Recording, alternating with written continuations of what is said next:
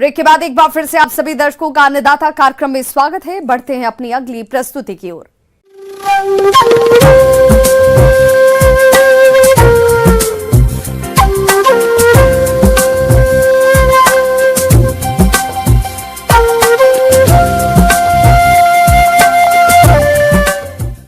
मौसम के अनुसार प्रबंधनों पर ही टिकी है आपकी खेतीबाड़ी और इसलिए मौसम पूर्वानुमान और उस पर आधारित साप्ताहिक कृषि सलाह इस प्रकार है।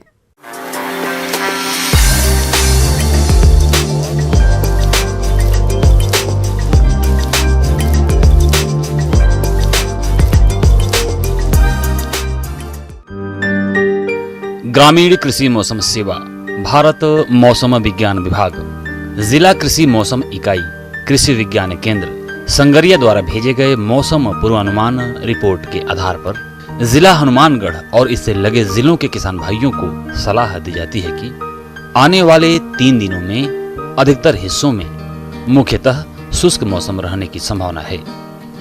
12 और 13 सितंबर को कहीं-कहीं मेघ गर्जन या छिटपुट बारिश संभावित है।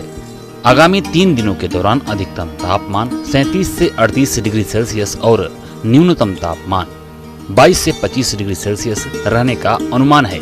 सापेक्षिक आर्द्रता 28 से 56% हो सकती है। हवा की औसत गति 9 से 13 किलोमीटर प्रति घंटे की रफ्तार से चलेगी।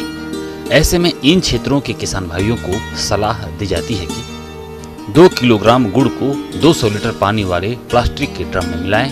अब 1 बोतल बीटी कपास की फसल में 1 किलोग्राम मैग्नीशियम सल्फेट, 9.6% बोरोन 100 ग्राम और 1.5 किलोग्राम पोटेशियम नाइट्रेट को 100 लीटर पानी में घोलकर स्प्रे करें। बीटी कपास की फसल में पेरा विल्ट के लक्षण दिखाई देने पर तुरंत 1 ग्राम कोबाल्ट क्लोराइड को 100 लीटर पानी में घोलकर छिड़काव करें। धान की फसल में इस समय कल्ले निकलने और वानस्पतिक वृद्धि की स्थिति में है, अतः फसल में कीटों की निगरानी करते रहें। तना छेदक कीट की रोकथाम के लिए फेरोमोन ट्रैप 3 से 4 प्रति एकड़ की दर से लगाएं। धान की फसल में पत्ती मोड़क इल्ली या सुंडी के नियंत्रण के लिए क्लोरांट्रानिलिप्रोल 18.5 SC की 144 मिलीलीटर मात्रा या कार्टाप हाइड्रोक्लोराइड 18 किलोग्राम मात्रा प्रति हेक्टेयर की दर से उपयोग करें। उपयोग के पश्चात सिंचाई करें और खेत में 2 से 3 दिनों तक पानी खड़ा रखें। धान की फसल में यदि पौधों का रंग पीला पड़ रहा हो और पौधों की ऊपरी पत्तियां पीली और नीचे की हरी हो तो इसके लिए जिंक सल्फेट 21% की 6 किलोग्राम मात्रा प्रति हेक्टेयर की दर से 300 लीटर पानी में घोल बनाकर स्प्रे करें। मूंगफली की खड़ी फसल में दीमक और सफेद लट के नियंत्रण के लिए क्लोरोपाइरिफास 20 इसी दवा की 600 मिलीलीटर मात्रा प्रति बीघा की दर से सिंचाई के पानी के साथ प्रयोग करें।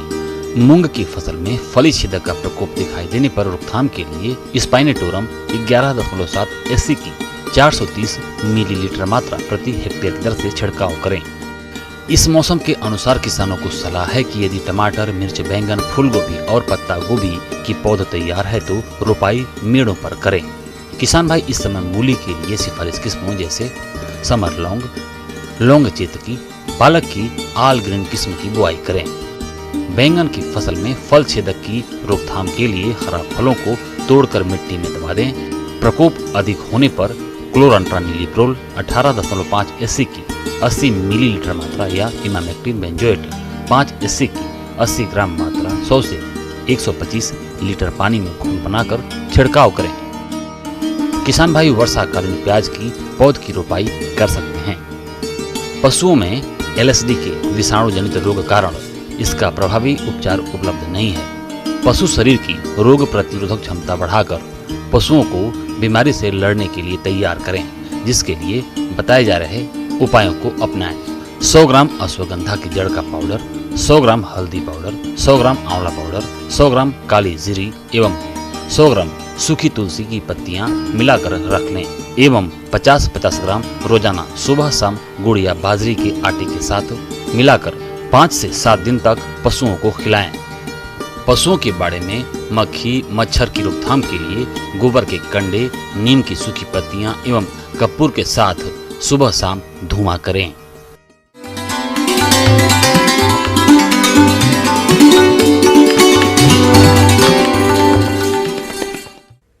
अन्नदाता हेल्पलाइन निःशुल्क फोन संपर्क सेवा के माध्यम से आपके द्वारा पूछे गए प्रश्नों में से एक या दो महत्वपूर्ण प्रश्न को हम अपने कार्यक्रम में शामिल करते हैं और इसी के तहत आज किसान का सवाल और उनका जवाब इस प्रकार से है। अन्नदाता निःशुल्क फोन संपर्क सेवा के माध्यम से पूछे गए प्रश्नों में से आज हमने जिस प्रश्न को कार्यक्रम में शामिल किया है उसे पूछा है ग्राम यादेसर, जिला बीकानेर के कृषक नैना राम ने। आप बांस की खेती के बारे में संपूर्ण जानकारी चाहते हैं तो नैना राम जी, आपकी जानकारी के लिए प्रस्तुत है कार्यक्रम का ये अंश।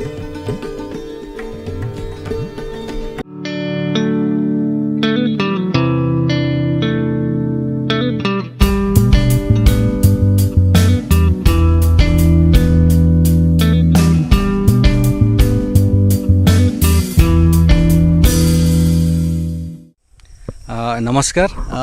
इस अन्नदाता प्रोग्राम में आपका हार्दिक स्वागत करता हूं मैं। आज हम जानेंगे कि बांस की खेती कैसे की जाती है, कुछ ऐसे उन्नत प्रजातियों की पहचान करना जिसको लगा करके हम कॉमर्शियल स्केल पे या व्यावसायिक स्तर पे ज़्यादा से ज़्यादा बांस उगा सकते हैं और ज़्यादा से ज़्यादा लाभ ले सकते हैं। तो सर्वप्रथम आपको जो है बांस की उन्नत प्रजाति जो होती है उसकी पहचान करनी होती है। तो बैम्बूसा बैम्बूज और डेंड्रोकैलमस स्ट्रिक्टा, तो ये 2-3 प्रजातियां बहुतायत में लगभग पूरे भारत में मिलती है। बांस की खेती सदाबहार पौधे के रूप में की जाती है। यह घास प्रजाति का पौधा होता है जो कि सबसे अधिक तेजी से बढ़ने वाला पौधा भी कहलाता है। बांस की कुछ किस्में ऐसी हैं जिसके पौधे एक दिन में ही तकरीबन 90 सेंटीमीटर तक बढ़ जाते हैं। सामान्य तौर पर बांस की अनेकों किस्में हैं जिनमें बम्बूसा बालकोआ, बम्बूसा तुलदा, बम्बूसा वल्गरिस, बम्बूसा नूतन, बम्बूसा पलीडा इत्यादि प्रमुख है। इसके अलावा आप देखेंगे हम लोगों ने कुछ ऐसी प्रजातियों को नॉर्थ ईस्ट इंडिया से कलेक्ट किए हैं। ये देखेंगे जैसे कि आप लोग बैम्बूसा वेमिन है, थायरोस्टेचिस और ये गौडा अंगस्टिफोलिया है और इस तरह से अनेक प्रजातियां करके जन्मपंजीयन बैंक बनाया गया है। और इसके बाद फिर कुछ प्रजाति जो कि अच्छी चलती हैं, जिनका ग्रोथ या विकास बड़ा अच्छा होता है, ऐसे प्रजातियों को चिन्हित किया जाता है कॉमर्शियल स्केल या व्यावसायिक स्तर के उत्पादन के लिए।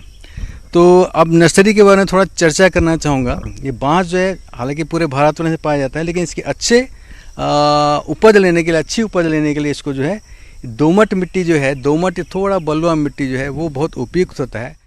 वैसे तो किसी भी प्रकार की मिट्टी में बांस की खेती की जा सकती है, लेकिन रेतीली दोमट मिट्टी में बांस के पौधे अधिक तेजी से विकसित होते हैं। इसकी खेती में भूमि 4.5 से 6 pH मान वाली होनी चाहिए। केंद्र सरकार द्वारा चलाई जा रही राष्ट्रीय बांस मिशन में किसानों को बांस की खेती करने पर सब्सिडी भी प्रदान की जा रही है। बांस की कटाई पर सरकार फॉरेस्ट एक्ट का कानून भी नहीं लगाती है।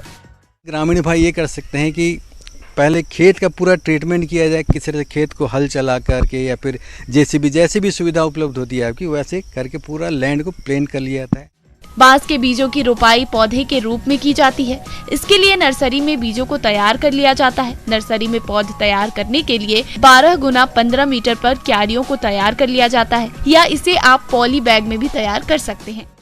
इसके बाद बांस की प्रजाति को कितने दूरी पे लगाया जाए, तो इसकी ये डिपेंड करता है कि आपकी प्रजाति कौन सी है। कुछ बांस की प्रजाति बहुत ज़्यादा ग्रोथ वाली होती है, बहुत उसका जो है डायमीटर बहुत ज़्यादा होता है, तो ऐसे प्रजाति में डिस्टेंस जो है प्लांट टू प्लांट हम लोग 6 to 6 मीटर रखते हैं। अदरवाइज ज़्यादातर प्रजातियों में 4x4 या 5x5 स्पेसिंग का हम इसमें प्लांटेशन करते हैं। इसको लगाने का सीज़न ये होता है, बरसात का सीज़न जो है सबसे अच्छा होता है। पहले आप अपने खेत की तैयारी कर लें और उसमें जो है गड्ढा या आपको 4x4 मीटर पे स्पेसिंग पे करना है, 5x5 metre, 6x6 metre, species to species vary करता है। और इस तरह से गड्ढे करके हम बैम्बू के पौधे को रोपित करते हैं प्रति हेक्टेयर 400 या 500 या 625। तो इस तरह रोपित करने के बाद हम कुछ दिनों तक इसको, चूँकि बरसात का दिन होता है तो इसमें किसी तरह इरिगेशन की ज़रूरत नहीं होती, लेकिन जैसे ही बरसात ख़त्म होती है इसके बाद कम से कम सितंबर या अक्टूबर के महीने में कम से कम 5 या 10 टन प्रति एकड़ जो है बांस फर्टिलाइजर NPK फर्टिलाइजर वो उसमें पूरी तरह से यूनिफॉर्मली अप्लाइड कर देते हैं हम, है ना। बांस के पौधों को अधिक सिंचाई की आवश्यकता नहीं होती है। इसके पौधों को केवल आरंभ में ही नमी की आवश्यकता होती है। कम वर्षा वाले क्षेत्र या शुष्क क्षेत्रों में भी मल्चिंग मिट्टी पानी को वाष्पीकृत होने से रोकती है। मिट्टी में नमी बनाए रखने के लिए सूखे कार्बनिक पदार्थों या सूखे पत्तों को गीला कर घास की तरह पौधे के चारों ओर फैला दिया जाता है, जिससे अंकुरों को जन्म लेने में आसानी होती है। बांस के पौधों को खरपतवार से बचाना होता है, क्योंकि खरपतवार बांस की वृद्धि को पूरी तरह से रोक देता है। इसके लिए समय समय पर पौधों के पास खरपतवार दिखाई देने पर निराई गुड़ाई कर खरपतवार को निकाल दें। नमी इसमें भरपूर रहना चाहिए। जैसे कि एक बांस जो है घास कुल का प्रजाति होता है, तो इसमें जितना ज़्यादा मॉइस्चर देंगे या नमी देंगे या पानी देंगे तो ये प्रजाति जो है बांस का उतना ही ज़्यादा वृद्धि करता है। तो ये जो हम बांस लगाते हैं इसका जो एक्चुअल में हार्वेस्टिंग एज जो होता है वो लगाने के कम से कम 4 या 5 साल बाद होता है। 4 या 5 साल के बाद आपको बांस जो है रियल टर्म्स में रिटर्न देता है या उपज देता है। और इसको लगाने का जो खर्चा है ये प्रति एकड़ कम से कम 45,000 के आसपास इसका कॉस्ट पड़ता है प्रति एकड़। और इसको जो यदि पोल बेचने जाएँ हम तो पोल का कॉस्ट जो है कम से कम 60 या 70 रुपये या 80 रुपये प्रति पोल बिकता है यहाँ पर। और इसके बाद टोटल रिटर्न जो इससे यदि आप कैलकुलेट करेंगे पूरे तरह तो कम से कम 2,80,000 के आसपास प्रति हेक्टेयर आपको इसकी उपज मिलती है। तो इस तरह से शुद्ध मुनाफा जो है करीब 2,20,000 के आसपास प्रति हेक्टेयर पड़ता है। इसके अलावा इसमें आय में वृद्धि करने के लिए हम जो है बांस के बीच में हम एग्रो फॉरेस्ट्री करते हैं तो उसके तहत कुछ प्रजाति चिन्हित हैं जो कि यानी कि जो छांव बर्दाश्त कर सकता है। ऐसे प्रजाति अगर अदर एग्रीकल्चर को आप लगाते हैं इसमें भी आपका कम से कम 70 या 80,000 रुपये एडिशनल इनकम मिलता है। कंटिन्यूअस जो है वो रेगुलर इनकम मिलता रहेगा, क्योंकि बांस का प्रजाति ऐसा होता है जो कि एक बार लगाने के बाद नष्ट नहीं होता है। ये लगातार रिसाइकलिंग मोड में चलता है और कई साल तक आपको इससे उपज मिलती रहती है। क्योंकि ज़्यादातर कृषक बंधु जो हैं यहाँ पर वो वैल्यू एडेड प्रोडक्ट से जुड़े हुए हैं। किस तरह से बांस से टोकरी बनाना है या अगरबत्ती की सीख बनाना है या अलग अलग जो प्रोडक्ट बनते हैं बांस के उससे जुड़े हुए हैं। तो यदि बांस किसी दूसरे के खेत से खरीदने जाते हैं तो उनको कम से कम 50 से 60 रुपये 70 रुपये प्रति बांस पड़ता है। इससे उनका कॉस्ट जो है वो बहुत बढ़ जाता है। अदरवाइज़ क्या है, उनके पास यदि खुद का रिसोर्स होगा तो अपना खुद का बांस से अपना वैल्यू एडेड प्रोडक्ट खुद बना सकते हैं और उसको मार्केट में।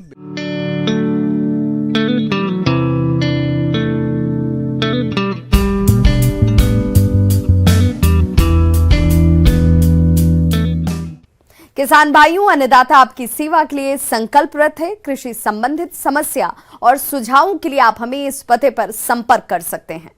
प्रोड्यूसर अन्नदाता, news 18 Rajasthan, Ramoji film city, Hyderabad 501512। साथ ही आप हमें ईमेल भी कर सकते हैं। हमारा ईमेल है p18annadatarajasthan@nw18.com।